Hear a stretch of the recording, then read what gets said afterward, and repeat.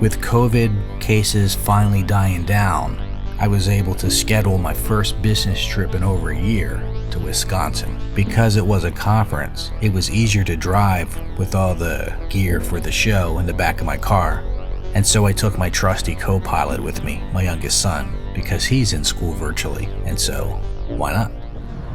Our first stop, as on many of our trips out west, was my mom's little camper in West Virginia.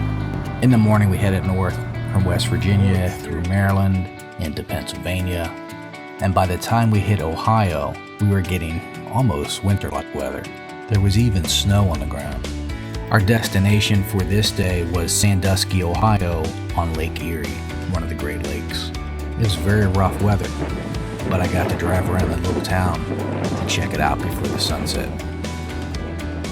With breakfast, my driving buddy and I got up, explored more of the area, back on the road again. In half a mile, turn left onto North Fostoria Road. We headed into Detroit just to check it out, and then directly west across Michigan to the shores of Lake Michigan, another Great Lake, where we stayed the night. The next morning we drove around the southern tip of Lake Michigan, up through Chicago, and directly north into Milwaukee, Wisconsin. Very hot, very good. Cheese curds. To enjoy some local delights. Yeah.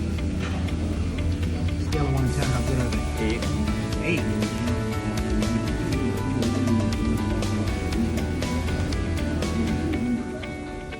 We found the Italian section in Milwaukee, and this name Glorioso was the maiden name of my grandmother on my mother's side.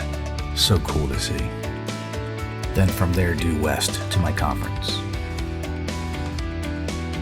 Got to the conference, ready to present, business is done, now time for the pool.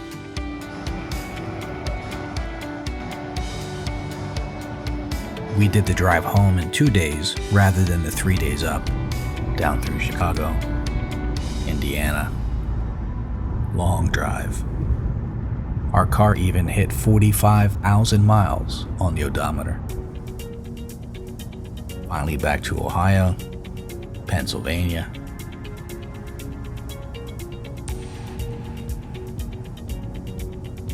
West Virginia. Rest for the night before heading back home to Virginia. Maybe our next trip to Texas, I'll get my co-pilot to do some driving since he's a newly licensed driver.